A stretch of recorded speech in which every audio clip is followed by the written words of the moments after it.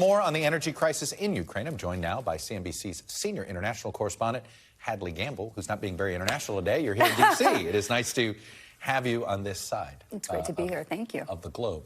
Let us start with the definition of crisis. Ukraine currently in an energy crisis? Absolutely. Is that fair to say? Yeah, absolutely. I think that the reports of this being an energy Armageddon are slightly overrated. At this point, you have to understand this within context. We're talking about, over the last 10 days, more than 300 airstrikes on critical infrastructure. Now, what that means, 52,000 megawatts is what Ukraine usually operates on, and 10,000 of those megawatts have been completely taken out. And what's really important to understand here is we're not talking about just the power stations. We're talking about the interconnectedness of a grid. This is not a fuel issue as much as it is an infrastructure issue, correct? Absolutely. And that actually makes it much more complex and complicated because at the end of the day, this is a system that was based on a Soviet-era idea of interconnectedness, whereby if one area fails, the grid is connected. So all of the various places that this energy would naturally flow to are going to be supported. However, obviously, if this is based on a Soviet system, the Russians understand that and they know exactly where to hit this grid, and that's what they're doing. We in the West just don't have the ability to help fix their technology, do we? Well, at least not quickly. Correct. And what we're talking about is $1 billion, at least so far, in 10 days worth of damage. And we're also talking about things that have to take 6 to 9 months to be rehabilitated. So in terms of getting this back together very, very quickly, it's not going to happen. Ukraine wants to be fast-tracked into the EU. Does this become like an EU problem, getting Ukraine on the grid? Okay, so this is sort of the energy situation, as I understand it, having covered Ukraine now quite a bit over the last several months. When we talk about what they want in terms of energy security, we're talking about an investment of over $100 billion. And that goes everywhere from thermal technology to nuclear technology to interconnectedness to furthering the grid, if you will, and making sure that they are not hamstrung by being only connected to Europe by a Nord Stream, right, by a pipeline, essentially. And at the end of the day, the problem, of course, there is where's that money going to come from? You've got big internal power stations and plants and private companies. But at the end of the day, they need European partners. So if they don't find those European partners and Western partners quickly, there's an issue. I'm guessing Russian reparations won't be coming anytime soon either on that front. All right, let's talk about the other aspect of the concern about a global energy crisis that hits this winter. Europe.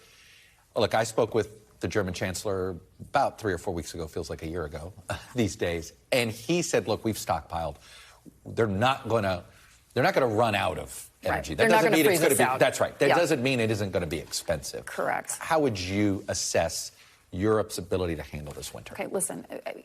Olaf Scholz, I've spoken to him myself on several occasions. This is a man that before the war essentially was saying we still need to make sure that we diversify our energy base. We need more LNG terminals. He was saying this before all of the invasion and et cetera. However, you've got to understand that they've already bailed out their largest private power provider. They've bailed out Uniper. They took it over. Correct. Right? They have bailed them out. They have nationalized it. And there's going to be more money down that drain, if you will. Right. I've spoken to the CEO before. He said, we didn't see this coming. Now we understand what the Russians really are, what this is all about. I asked him, is there ever a scenario in your mind where you'd be working with them again? And I'm talking about using Russian energy and putting that in there. He's like, at this point, there's no scenario in which I could see that happening. Translate this to our friends in New England who need heating oil in the winter. What's going to happen? Well, this is a big question, isn't it? Because at the end of the day, right now, you have Saudi-led OPEC Plus and versus the administration. And what I've found very interesting in the conversations I've had since that OPEC Plus decision was made was, A, the deep surprise, even shock, I would say, that's happening in Riyadh at this moment, because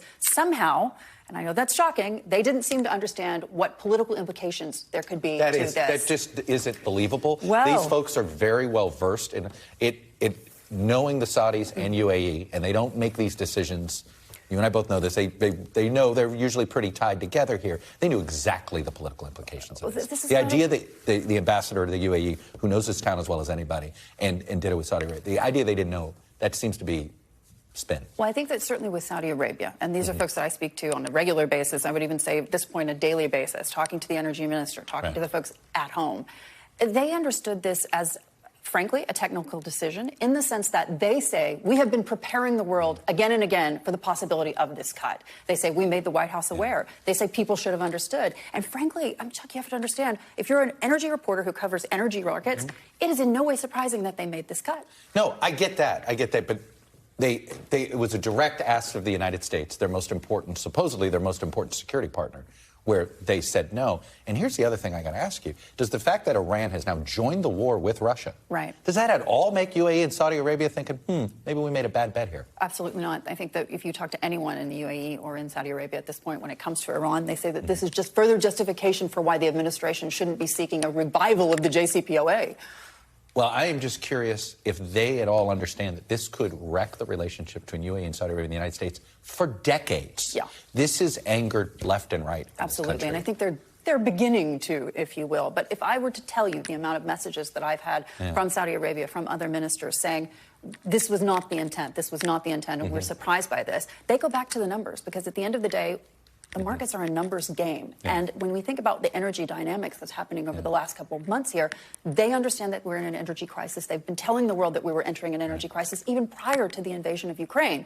So for them to sit there, they look back at the numbers and they say, if you didn't understand that this was something that we would be willing to do, you've not been listening to China, you've not been looking at inflation, you've not been looking at the possibility and the reality of recession. Because think about it, Chinese Party Congress, what did Xi Jinping say? He said, I'm doubling down on my zero COVID policy. And that's what they're looking at. They're looking at the fact that those barrels are just not going to be. They just care about their bottom line financially. Well, of course they do. Not the fact that they just funded a war, helped fund, extend a war for Russia and Ukraine. Well, there you go.